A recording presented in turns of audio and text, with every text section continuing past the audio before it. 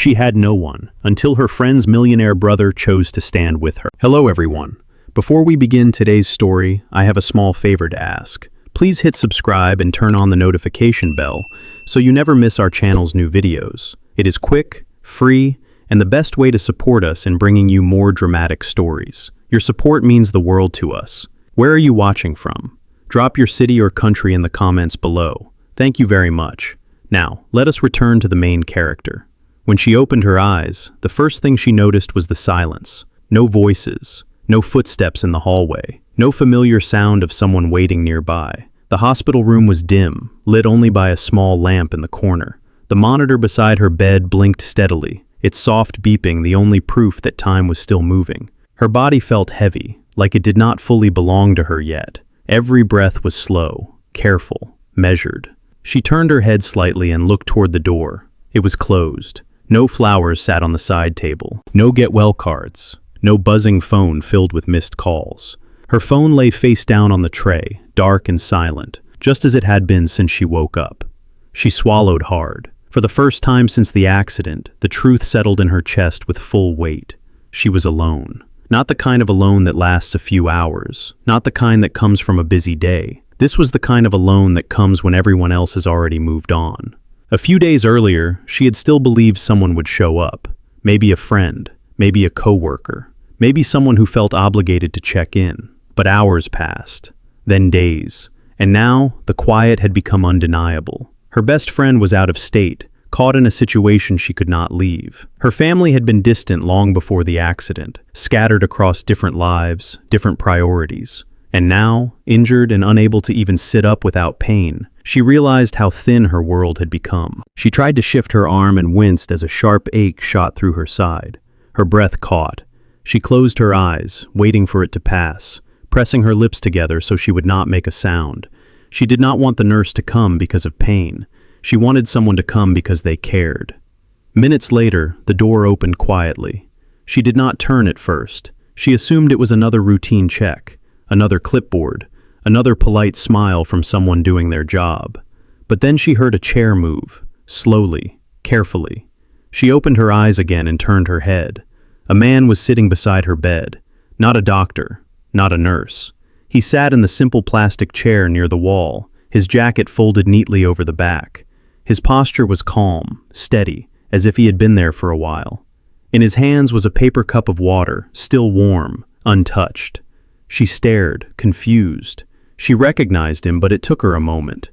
He was her friend's older brother, the one she had met only a handful of times, the one who was always polite, always reserved, never staying long at gatherings, the one who had no real reason to be there. He noticed her movement and looked up. Their eyes met. "You are awake," he said softly, careful not to raise his voice. Her throat tightened. "How long have you been here?" "Long enough," he answered. She searched his face, trying to understand. "You did not have to come." He nodded slightly, as if he had expected those words. "I know." A quiet pause filled the space between them. Then he added, "But I wanted to." And in that moment, as the steady beep of the monitor continued beside her, she realized something she was not prepared for.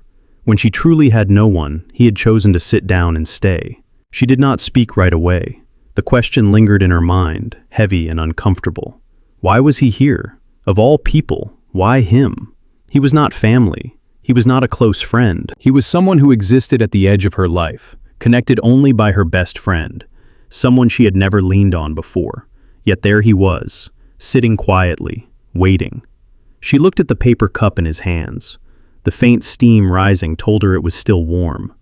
That small detail unsettled her more than grand gestures ever could. Warm water meant he had thought about timing. It meant he had paid attention. "You should not stay too long," she said finally, her voice low and dry. "Visiting hours will end." He nodded again, calm, unbothered. "I know." That answer surprised her. If he knew, then he was choosing to be here anyway. The room fell quiet once more. The steady rhythm of the monitor filled the space between them. Outside, somewhere down the hall, a cart rolled past. A nurse laughed softly with a colleague. Life continued, distant and indifferent. She shifted slightly, then stopped when pain tugged sharply at her side. Her breath hitched before she could control it. He noticed immediately. "Do not move," he said gently, leaning forward just enough to be closer without touching her. "You should rest." "I am fine," she replied, though the words felt thin even to her own ears. He did not argue. He simply reached over and placed the cup of water on the tray within her reach, careful not to disturb anything else. "If you need anything," he said, "you can tell me." She almost laughed. Tell him? Ask him for help? The idea felt foreign, almost inappropriate. She had spent years handling things on her own, telling herself she did not need to rely on anyone. Now, injured and unable to even sit up without assistance, that belief felt fragile. "Why are you really here?" she asked, unable to keep the edge out of her voice. He leaned back in his chair, exhaling slowly. For a moment, she thought he might leave the question unanswered. Then he said, "Your friend called me." That made sense. At least part of it did. "She could not get back in time," he continued. "She was worried. She asked if I could check on you. And you said yes," she said quietly. "Yes." Another pause. "But you did not have to stay," she added. "No," he agreed. "I did not." She studied his face, looking for signs of obligation, discomfort, or impatience. She found none. He looked tired, if anything, like someone who had been sitting still for a long time. His jacket lay neatly folded, untouched. He had not even checked his phone. "Everyone else had something more important," she said, the words slipping out before she could stop them. He did not correct her. He did not offer reassurance that sounded rehearsed. Instead, he said, "Sometimes people do not know how to show up." That simple sentence landed harder than she expected. She turned her gaze toward the ceiling, blinking rapidly. The bright light above blurred for a moment. She told herself it was just the medication, just exhaustion. The truth was, she had expected disappointment. What she had not expected was quiet understanding. Minutes passed, then more. He remained where he was. Eventually, a nurse came in to check her vitals. The nurse greeted him with a brief nod, clearly assuming he belonged there. That assumption felt strange to her, as if the world had decided something before she had. When the nurse left, she glanced at him again. "You can go," she said softly. "Really?" He met her eyes. His voice was steady. "I will stay a little longer. Not forever, not promises, just a little longer." For the first time since she woke up, the silence in the room did not feel empty, and she wondered, quietly, how long he planned to keep that chair beside her bed. The next morning, she woke to the sound of soft footsteps. For a brief moment, she forgot where she was. Then the familiar beeping returned, steady and calm, pulling her back into the hospital room. Pale morning light filtered through the narrow window, casting long shadows across the floor. She turned her head slowly. The chair beside her bed was no longer empty. He was there again. This time, he was standing near the window, speaking quietly with a nurse. His voice was low, respectful, the kind that did not demand attention. When the nurse left, he noticed she was awake and turned toward her. "Good morning," he said. Her throat felt dry. "You came back?" "Yes." Not an explanation, just a fact. She glanced at the clock on the wall. It was early. Too early for someone who was supposed to have a full life somewhere else. "You did not have to," she said, repeating the phrase she seemed unable to stop using. He pulled the chair closer and sat down. "I wanted to check on you, that was all." On the tray beside her bed sat a small cup of water and a folded napkin. The water was fresh. She could tell by the condensation on the cup. Someone had replaced it recently. She reached for it, then hesitated when her arm trembled. Before she could pull it back, he leaned forward and gently steadied the cup, careful not to touch her hand. "Slowly," he said. She hated how much she needed that help, hated how grateful she felt for it at the same time. "Thank you," she whispered, after taking a small sip. He nodded, as if it was nothing. The morning passed quietly. A nurse came in, then a doctor. Questions were asked. Instructions were given. He remained silent during all of it, standing back, listening, absorbing every word. When the doctor left, she noticed something that made her pause. He had remembered everything. "You are allowed to sit up a little later," he said. "They said no more than 15 minutes. She looked at him. "You remembered that?" "Yes." "And the medication?" "Every 6 hours." The realization settled slowly. He was not just showing up. He was paying attention. That afternoon, he returned again. This time, he brought nothing with him. No flowers, no gifts, just himself and that same quiet presence. He pulled the chair into the exact same spot, as if it had always belonged there. It became a pattern. Each day, he came back. Sometimes he spoke, sometimes he did not. When she slept, he sat quietly, reading messages on his phone without leaving the room. When she was awake, he listened, not in a way that pushed her to talk, but in a way that made space if she wanted to. On the third day, she finally asked, "Do you ever get tired of sitting here?" He looked at the chair, then back at her. "It is just a chair." That answer made her smile despite herself. The routine continued. Warm water in the morning, quiet company in the afternoon. The chair pulled close before visiting hours ended. Each small act, repeated without comment, without expectation. And slowly, something inside her began to ease. The fear that she would open her eyes and find herself alone again started to loosen its grip. The silence no longer felt heavy. It felt shared. One evening, as the sun dipped low and painted the walls with soft orange light, she spoke without looking at him. "I am not very good at asking for help." He did not rush to respond. "I know," he said gently. She swallowed. "I usually wait until people leave." There was a pause. Then the sound of the chair shifting slightly as he leaned forward. "I am still here," he said. She closed her eyes, breathing in slowly, carefully. For the first time since the accident, she allowed herself to believe that this was not temporary kindness. It was a choice, and for now, that choice was enough. By the fourth day, the nurses began to recognize him. They greeted him with polite smiles, sometimes brief nods, as if his presence had become part of the room's rhythm. He did not correct them. He did not explain who he was or why he kept returning. He simply stayed. That morning, the physical therapist arrived earlier than expected. She introduced herself, then turned her attention to the bed. "We are going to try something small today," she said kindly. "Just a few minutes, nothing too much." The word "try" tightened something in her chest. She nodded anyway. When the therapist explained the movements, the ache in her side returned before she even shifted. Her fingers curled around the sheet as she braced herself. He stood up quietly, not close enough to interfere, not far enough to disappear. "If you need to stop, say so," the therapist said. She tried. The pain came fast, sharp enough to steal her breath. She froze, eyes squeezing shut as she fought the instinct to apologize for failing. Before she could speak, she felt it. Not a hand on her body, not pressure, just his voice.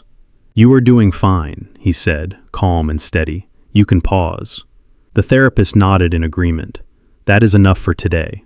Relief washed over her, followed immediately by embarrassment. "I am sorry," she whispered, staring at the blanket. "For what?" he asked. "For not being stronger." He waited a moment before answering. "Healing is not about strength." She glanced up at him, unsure if she had heard correctly. "It is about patience," he continued, "and listening to your body." No one had spoken to her like that before, not with pity, not with pressure, just acceptance. Later that afternoon she grew restless. The walls felt closer than usual, the ceiling too low, the silence heavier. She shifted in bed, then sighed in frustration. He noticed. "What is wrong?" he asked. "I hate this," she admitted. "I hate needing help. I hate feeling like I cannot even stand on my own." He considered her words carefully. "You are allowed to need help," he said. "It does not make you less capable." She shook her head. "People always say that, but they leave." He did not respond right away. Instead, he reached for the chair and pulled it closer, sitting down with the same quiet intention he always had. "I am not leaving," he said. She looked at him sharply. "You do not know that." "I know what I choose," he replied. That night, after visiting hours ended, she expected him to stand up and say goodbye. He did not. He checked the time, adjusted the chair slightly, and stayed where he was. "You are going to get in trouble," she said softly. He smiled faintly. "I will be fine." The room dimmed as the lights lowered for the evening. The monitor continued its gentle rhythm. Outside the window, the city glowed faintly, distant and unconcerned. Her eyes grew heavy. Before sleep claimed her, she spoke again, barely above a whisper. "Why do you keep coming back?" He answered without hesitation. Because you should not have to do this alone." She did not respond. She did not need to. That night, she slept more deeply than she had since the accident, knowing that when she opened her eyes again, the chair beside her bed would not be empty. And somewhere in the quiet repetition of those days, something inside her began to shift. Not hope, not yet, but trust. By the end of the first week, the routine no longer felt new. It felt normal. She woke each morning expecting to see the chair beside her bed occupied, and every time, it was. Sometimes he was already there when she opened her eyes. Other times, he arrived quietly a few minutes later, as if careful not to disrupt her rest. The days blurred together in a gentle rhythm. Morning checkups, short walks with the therapist, afternoons filled with long stretches of quiet. He adapted to it all without complaint. When the therapist encouraged her to take a few steps, he walked beside her, matching her pace exactly. Not pushing, not hovering, just there. When her legs trembled, he did not rush to catch her. He simply waited, letting her regain balance on her own. "You are doing better today," he said once, not as praise, but as an observation. She nodded, breathing hard. "I still feel weak." "Weak is not the same as broken," he replied. She remembered that sentence long after he stopped speaking. In the afternoons, when the room grew warm and quiet, she found herself talking more. Not because she felt obligated, but because the silence no longer made her uncomfortable. She told him small things at first. How she used to take long walks at night when she could not sleep. How she hated crowded places. How she had learned, over time, to rely only on herself because it was easier than being disappointed. He listened without interrupting. When she paused, expecting a response, he simply nodded, letting her continue if she wished. One evening, she surprised herself by saying, "I did not think anyone would stay." He did not ask who she meant. "I know," he said. The honesty in his voice made her chest tighten. That night, after he left, she lay awake longer than usual, not because of pain, but because her thoughts refused to settle. She replayed the day in her mind, the way he had remembered her limits, the way he never made her feel rushed, the way he treated her recovery as something that belonged to her, not something to conquer. The next day, her best friend finally called. The relief was immediate, followed quickly by guilt. "I am so sorry," her friend said, voice thick with emotion. "I should have been there." "You asked him to come," she replied softly. "Yes," her friend admitted. "I did not know if he would stay." She glanced toward the empty chair, knowing he would arrive soon. "He did," she said. That afternoon, when he returned, she watched him more closely than before. He moved with quiet intention, as always. Jacket folded, chair placed carefully, phone silenced. "Your friend called," she told him. He nodded. "She worries about you." "So do you," she said before she could stop herself. He did not deny it. "I do," he answered simply. The words settled between them, heavy but unspoken. As the days passed, the staff began to speak to him directly, including him in conversations about her progress. He never overstepped, never answered for her. When asked, he turned to her first, waiting for her response. That respect mattered more than she expected. One afternoon, as she practiced standing on her own, she wobbled and nearly lost balance. This time, she did not panic. She reached out, steadying herself against the bed rail. He did not move. "Good," the therapist said. "You are learning to trust yourself again." She smiled, breathless, and glanced at him. He smiled back, quiet and proud. That night, after the room grew still and the lights dimmed, she spoke into the darkness. "I am afraid," she admitted, "of getting better." He turned toward her. "Why?" "Because when I do, people usually leave." The chair creaked softly as he leaned forward. "I am not here because you are injured," he said. "I am here because you are you." Her eyes burned, but she did not look away. For the first time, she believed him. And somewhere between the steady rhythm of the monitor and the familiar presence of that chair, healing became more than recovery. It became connection. The reveal did not come with an announcement.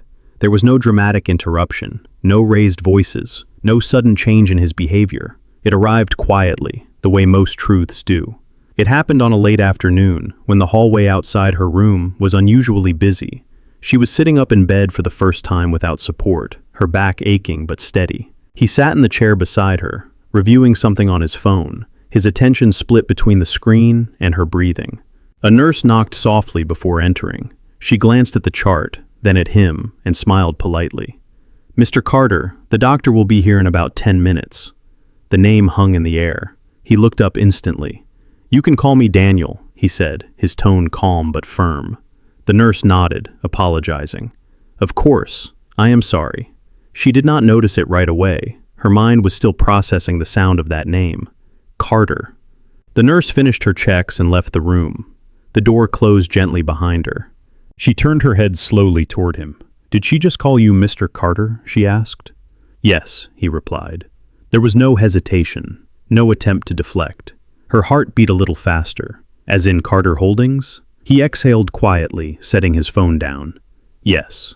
The room felt smaller, not because of him, but because of everything that name carried. She had heard it before.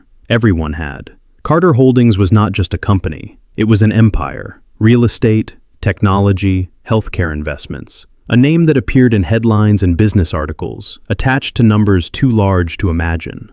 She looked at the chair, the folded jacket, the paper cups of warm water. None of it matched the image in her mind. "You are a millionaire," she said softly. "Yes." The word landed between them, heavy and undeniable. She laughed once, short and breathless. "Of course you are." He did not smile. "I did not think it mattered," he said. She turned away, staring at the window. Outside, cars moved along the street below, small and distant, life continuing at a pace she could not yet match. "You never said anything," she said. "You never asked," he replied gently. "That does not feel fair." "No," he agreed. "It does not." Silence stretched between them. She felt something unfamiliar rise in her chest. Not anger, not relief. Distance. Everything she had allowed herself to feel over the past week suddenly felt fragile, rewritten, questioned. "Were you here because you wanted to be?" she asked. "Or because you could afford to be?" He leaned forward, elbows resting on his knees. "I was here because your friend asked me to check on you," he said. "I stayed because I wanted to." "That is easy to say when you have options," she replied. He did not argue. "I know what it looks like," he said. "I know how it sounds. But nothing about this was strategy. I did not come here as a businessman." She turned back to face him. "Then why did you not tell me?" "Because I did not want it to change the way you looked at me." The honesty in his voice made her throat tighten. "It changes everything," she said. He nodded slowly. "I was afraid of that." The truth was, she did not know what to think. The chair that had brought her comfort now felt like a reminder of imbalance. The quiet presence that had made her feel safe now came with a shadow she could not ignore. "You should go," she said suddenly. He looked up, surprised. "Do you want me to leave?" "Yes," she answered, more firmly this time. "I need time." He hesitated, then stood. He unfolded his jacket, slipping it on with deliberate calm. "I will give you space," he said, "but I am still here if you need me." He did not promise to stay. He did not promise to return. He simply nodded once and walked to the door. As it closed behind him, the room returned to silence. But this time it felt different, not empty, uncertain. The days after he left felt longer than all the days before. The chair beside her bed stayed empty. At first, she told herself it was necessary. She needed distance. She needed clarity. Knowing who he was had shifted something inside her, turning comfort into confusion. Every kind gesture now carried a question she could not silence. Would he have stayed if he were not who he was? The nurses continued their routines. The therapist returned. Progress was still happening, measured in small victories and careful steps. On the surface, nothing had changed. Inside, everything had. She found herself listening for footsteps that never came, catching herself glancing toward the door at the usual hour, then turning away when it remained closed. On the second day, her best friend called again. "I heard what happened," she said gently. She did not ask how. She already knew. "I asked him not to come," she admitted. There was a pause on the other end of the line. "Why?" "Because I do not know how to trust it," she replied. "I do not know how to tell if it was real." "It was real," her friend said without hesitation. "You cannot know that." "I do," her friend insisted. "He does not sit in hospital rooms for anyone."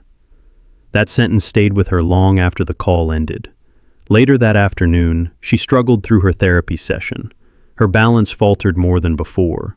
Her movements were cautious, almost restrained. "What is wrong today?" the therapist asked. "I am distracted," she admitted. The therapist nodded, understanding more than she said aloud. "Healing is not only physical," she reminded her. "Sometimes your body hesitates when your heart is unsure." That night, sleep came in short, restless stretches. She dreamed of the chair, of the quiet weight of someone choosing to stay. Each time she reached out, the space beside her was empty. By the fourth day, she was discharged to a recovery wing. The room was different, smaller, quieter, less equipment, less noise, more space to think. She sat by the window, watching people come and go below, families, visitors, lives overlapping and separating in brief moments. She wondered how many of them would still be there when recovery ended. A nurse entered with paperwork. "Your friend's brother called earlier," the nurse said casually. "He asked if you were settling in." Her chest tightened. "What did you say?" "That you were doing fine," the nurse replied, "and that you did not have visitors today." The words stung more than she expected. That evening, she tried standing on her own without assistance. She made it 3 steps before her legs gave out. She caught herself against the bed, breath ragged, heart pounding. Frustration surged.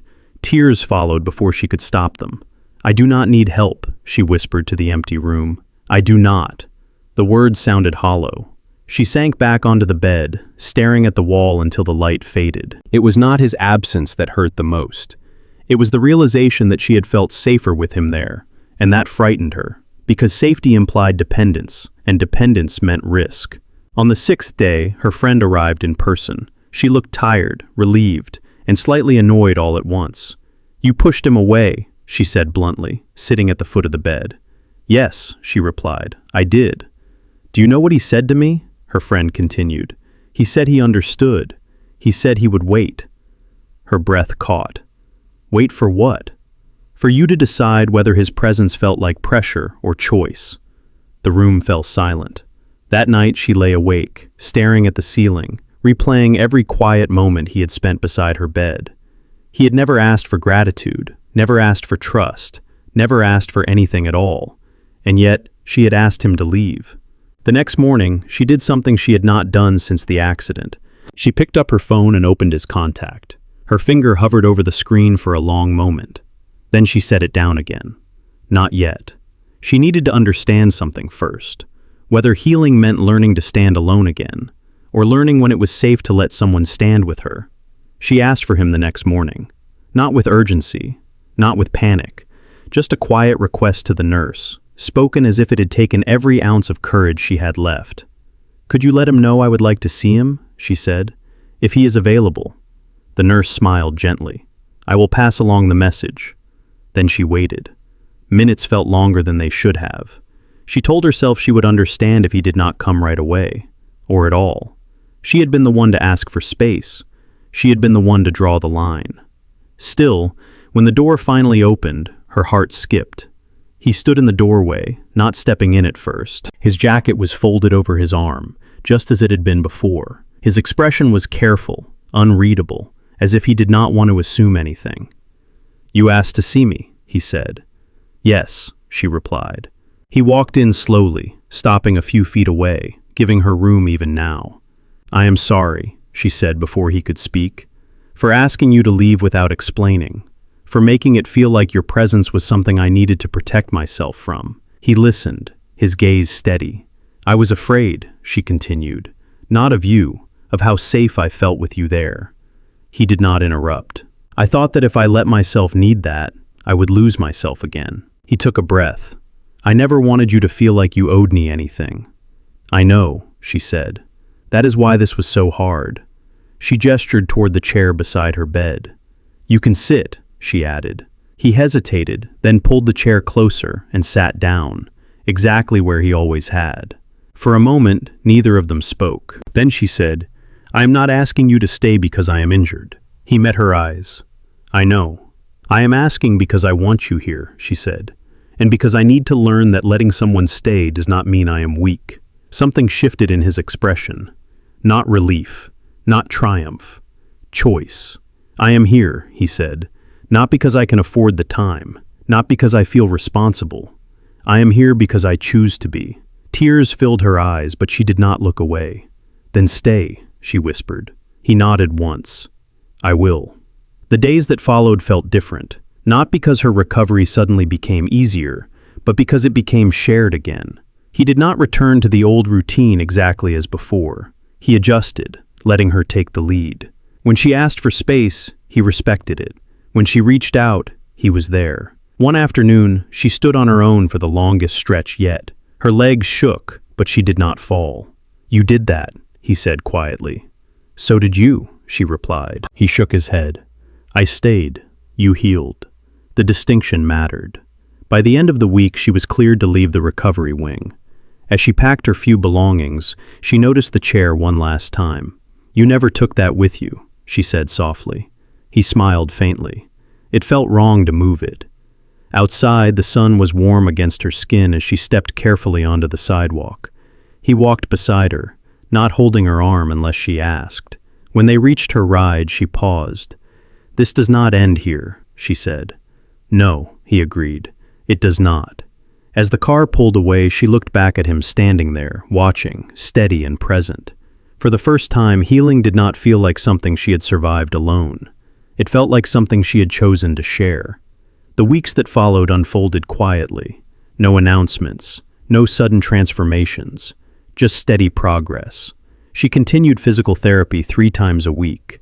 At first, every step demanded focus. Then, slowly, her body remembered how to move without fear. The pain faded into something manageable. The weakness softened into strength. He was there for much of it, not always beside her, not always visible, but present in the ways that mattered. Sometimes he drove her to appointments and waited outside, never intruding. Sometimes he sat nearby, reading while she worked through difficult exercises, offering nothing but patience. When she asked to walk alone, he let her. When she reached for support, he stepped in without hesitation. One afternoon, after a particularly long session, she sat on a bench outside the clinic, catching her breath. The sun was warm. The air felt lighter than it had in months. "I did it today," she said, smiling softly. He looked at her. "You did." She stretched her legs carefully. "I walked the full hallway without stopping." "That is not small," he said. She believed him. Later that evening, they shared dinner at her apartment. Nothing fancy. Simple food. Comfortable silence. She moved more easily now, no longer guarded by constant pain. At one point, she caught him watching her. "What?" she asked. "You look like yourself again," he replied. She considered that. "I feel like someone new," she said. "Someone who knows she does not have to disappear to survive." That night, as he stood by the door preparing to leave, she spoke before he could. "Stay," she said. "Not because I need help, because I want company." He smiled. "All right."